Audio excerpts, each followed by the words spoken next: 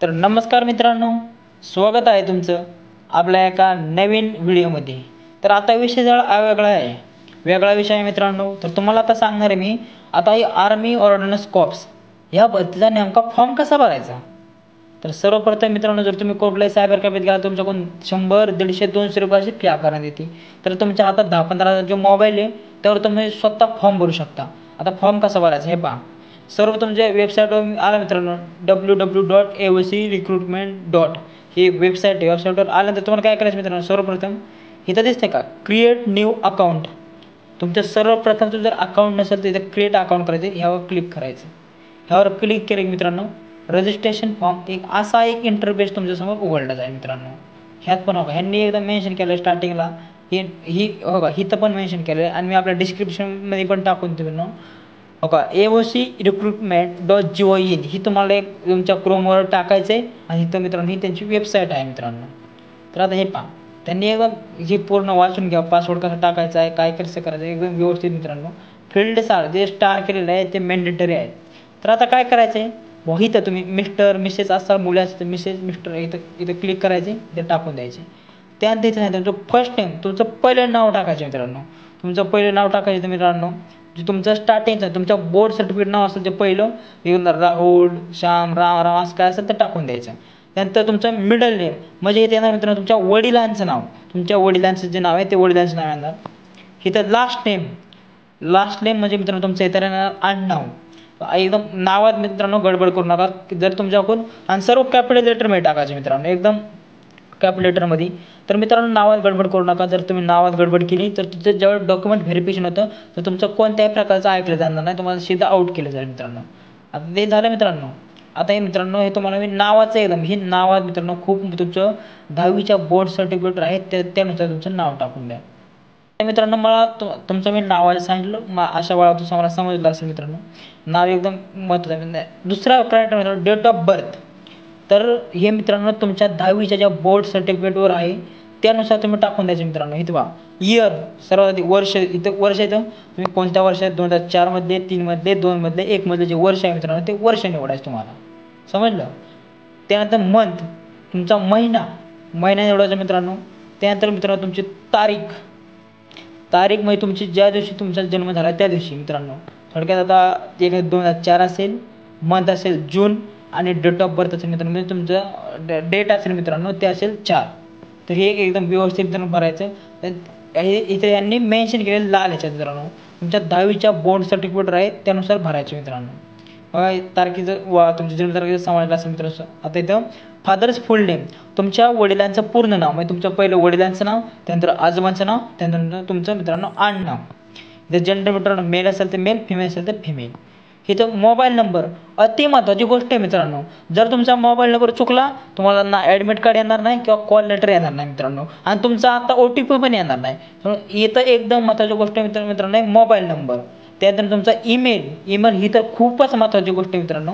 तर तुमचा ईमेल जे चुकीचा टाकला तर तुम्हाला आता हा फॉर्म भरल्याच्या नंतर तुम्हाला एक ईमेल येतो तो पण येणार नाही. तुमचं ॲडमिट कार्ड, कॉल लेटर, तुमचं जॉईनिंग लेटर सर्व तुमच्या ईमेलवर प्रोसेस होणार आहे मित्रांनो. ही अति महत्त्वाची गोष्ट आहे. तुमचा मोबाईल नंबर आणि ईमेल खूप महत्त्वाचा आहे मित्रांनो. त्यानंतर मित्रांनो तुम्हाला एक पासवर्ड क्रिएट करायचा आहे. आता तुम्हाला आत्ताच सांगून ठेवतो. आता समजा आता मी काय पण पासवर्ड टाकतो मित्रांनो. थोडक्यात पासवर्ड टाकला मित्रांनो. इथं बहुतांश मुलांना एक प्रॉब्लेम येतो. समजा मी हा पासवर्ड टाकला तर मित्रांनो असा पासवर्ड टाकला. आता समजा मी हा पासवर्ड टाकला AOC हा पासवर्ड टाकला मित्रांनो. इथे पण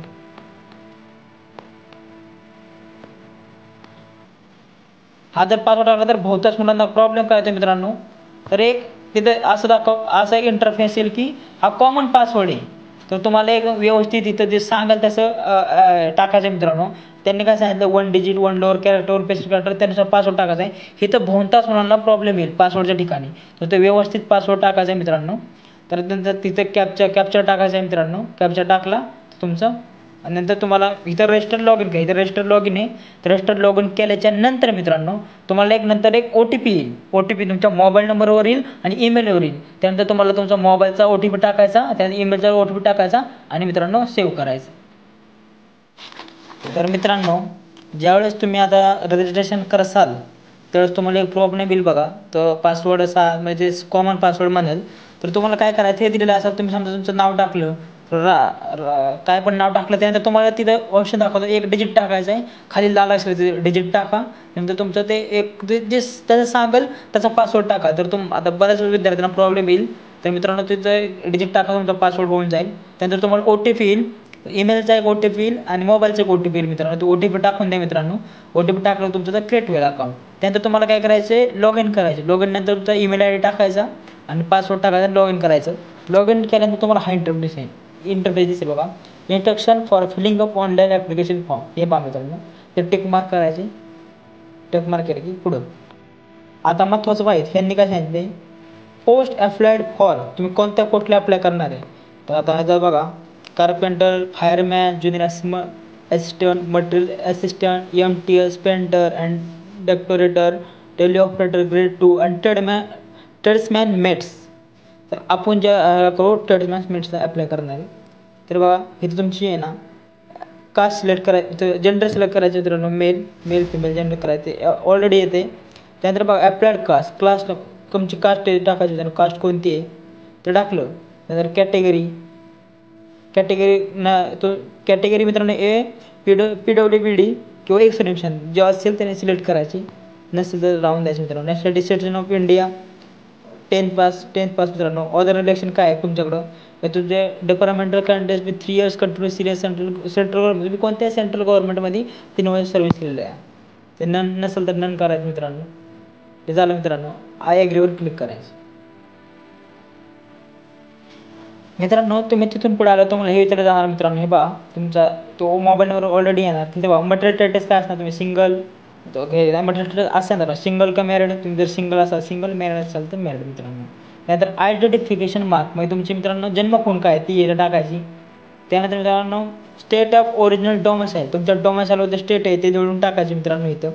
त्यानंतर मित्रांनो इथं आहे बघा, इथं तुमचा पत्ता टाकायचा आहे. हाऊस नंबर झाला की नंतर पोस्ट ऑफिस, त्यानंतर पिन नंबर, स्टेट टाकायचे मित्रांनो. नंतर जर तुमचा हा सेम परमनंट ॲड्रेस जर हा सेम असेल तर सेम ॲजवर क्लिक करायचं. त्यानंतर मित्रांनो तुमची इथं कास्ट कॅटेगरी अँड ऑदर्स, तर तुम्ही OBC असाल, अनरिजर्व असाल, ST असाल, SC असाल, ते मित्रांनो अपलोड करायचे. तुमची कास्ट सबकास्ट पण अपलोड करायची त्यानंतर.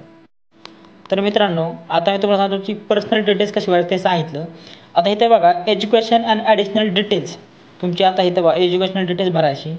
त्यात तुमचं बघा 10वीचं रोल नंबर कोणता होता, स्कूल नेम कोणतं होतं, स्टेट कोणतं होतं, बोर्ड आणि युनिव्हर्सिटी कोणता होता, पासिंग इयर कोणतं होतं, तुम्हाला टोटल मार्क्स किती होते मित्रांनो. मग इथं तुमचं पूर्ण भरायचं व्यवस्थित. बघा तुम्ही जर मिसलेनियस क्वालिफिकेशन म्हणजे 12वी केलेलं असेल तर 12वीची पूर्ण डिटेल्स ते भरायची. सेम ट्युशन 12 सिलेक्ट करायचं, रोल नंबर टाकायचा, स्कूल कॉलेज नेम टाकायचं, स्टेट टाकायचं, बोर्ड युनिव्हर्सिटी टाकायचा, पासिंग इयर टाकायचं, टोटल मार्क किती होते, किती तुम्हाला टक्के पडले इथं. त्यानंतर मित्रांनो तुम्ही जर परत ग्रॅज्युएशन जर कंप्लीट असेल तर ग्रॅज्युएशनच्या पूर्णपणे डिटेल्स भरायचं. ट्रेड कोणता होता बा, ITI वर केलेला असेल तर नेम ऑफ इन्स्टिट्यूट, गव्हर्नमेंट आहे, प्रायव्हेट होतं, रेग्युलर्स बाय, सगळं एकदम एक्सपिरियन्स केली, सगळं व्यवस्थित टाकायचं मित्रांनो. ही तुम्हाला सांगितले एज्युकेशनलचे तुम्ही जे डिटेल्स भरतात, जे सेकंड लाईन ना, एज्युकेशनल अँड ॲडिशनल डिटेल्स, ही मित्रांनो टाकून द्यायची सगळी. तर मित्रांनो आता बघा ऑदर डिटेल्स मित्रांनो, इथं काय आहे तुमचं डॉक्युमेंट डिटेल्स बघा. डॉक्युमेंट सर्टिफिकेट नेम, जो तुम्ही आता OBC मध्ये चालतं, OBC, SC ST मध्ये SC ST, तर डॉक्युमेंट सर्टिफिकेट नंबर टाकायचा, तुमची इश्यू डेट टाकायची व्यवस्थित बघून, ऑथॉरिटी नेम टाकायचा, स्टेट सिलेक्ट करायचं, डिस्ट्रिक्ट सिलेक्ट करायचा, नंतर लाईफ टाईम व्हॅलिडिटी कधीची मित्रांनो, व्हॅलिडिटी अप टू टाकायचं, सगळं एकदम व्यवस्थित मित्रांनो. त्यानंतर मित्रांनो recruitment type and departmental government, route type कोणतं आहे, एवढं अप्लाय एम्प्लॉय एक्सचेंज, हे नो सिलेक्ट करायचं मित्रांनो. ही झाली ऑदर डिटेलची. नंतर अपलोडिंग डॉक्युमेंट्स, तर हे पहा मित्रांनो तुमचा इथं फोटो अपलोड करायचा मित्रांनो. 10 ते 15 KB फोटो आहे, त्या लाईव्ह फोटो पण आहे मित्रांनो. त्यानंतर तुमची सिग्नेचर अपलोड करायची मित्रांनो. सिग्नेचर 10 ते 15 KB मध्ये असली पाहिजे. तर तुमचं आय कार्ड म्हणजे PAN card, driving licence, voter ID, passport size passport, हे तुम्ही एकापैकी ॲड करू शकता. त्यानंतर ते डॉक्युमेंट अपलोड करायचे मित्रांनो. नंतर तुमचं कास्ट सर्टिफिकेट मित्रांनो पहा, इथं 30 ते 50 KB मध्ये इथं चूज फाईलमध्ये जाऊन अपलोड करायचं मित्रांनो. हे पहा मित्रांनो, 5वा प्रक्रिया आहे बघा, 10th सर्टिफिकेट, 10वीचं सर्टिफिकेट मित्रांनो. इथं डॉक्युमेंट एंटर करायचं आणि इथं साईज 30 ते 50 KBची इथं चूज फाईलवर जायचं आणि अपलोड करून टाकायचं. ही सर्वात महत्त्वाची प्रक्रिया आहे मित्रांनो, अपलोडिंग डॉक्युमेंट्स. ही एकदम महत्त्वाची, एकदम एकदम गांभीर्याची गोष्ट आहे मित्रांनो. हे मित्रांनो एकदम अपलोड करायचं. हे पहिले मी सांगितलं मित्रांनो, पर्सनल डिटेल्स, तुमच्या जे पर्सनल डिटेल्स असणार त्या ॲड करायच्या. 2 नंबर आहे मित्रांनो, एज्युकेशनल क्वालिफिकेशन, तुम्ही कुठल्या शाळेत शिक्षण घेतलं हे ते एकदम व्यवस्थित वाचायचं मित्रांनो आणि मग भरायचं ते. तिसरं आहे मित्रांनो, ऑदर डिटेल्स, तुमचे जे ऑदर डिटेल्स मित्रांनो ते डॉक्युमेंटचे डिटेल्स विचारले जाणार आहे ते एकदम व्यवस्थित भरायचे मित्रांनो. त्यानंतर 4था आहे मित्रांनो, अपलोडिंग डॉक्युमेंट्स. हे खूप महत्त्वाचं आहे मित्रांनो, लक्षपूर्वक. आणि तर डॉक्युमेंटची साईज त्यांनी मेन्शन केली मित्रांनो. तुम्हाला परत सांगतो ना, फोटो 10 ते 15 KB, सिग्नेचर 10 ते 15 KB, आय कार्ड तुमचं पॅन कार्ड वगैरे असेल मित्रांनो 30 ते 15 KB, कास्ट सर्टिफिकेट 30 ते 50 KB आणि 10th सर्टिफिकेट 30 ते 50 KB. एकदम एकदम इम्पॉर्टंट गोष्ट आहे मित्रांनो. त्यानंतर मित्रांनो डिक्लेरेशन पहा मित्रांनो, इथं काय दिलं आहे, तुमचं एक्झाम सिटी, तुमचं पहिलं प्रेफरन्स कुठे द्यायचं, एक्झाम सिटी कुठे द्यायची मित्रांनो. आता तुम्हाला जवळचा जिल्हा, आपण महाराष्ट्राचा विद्यार्थी सांगतो ज्याला आता इथं जवळ आपण काय निवडायचं बाबा, जवळ कोणते आहे तुम्हाला.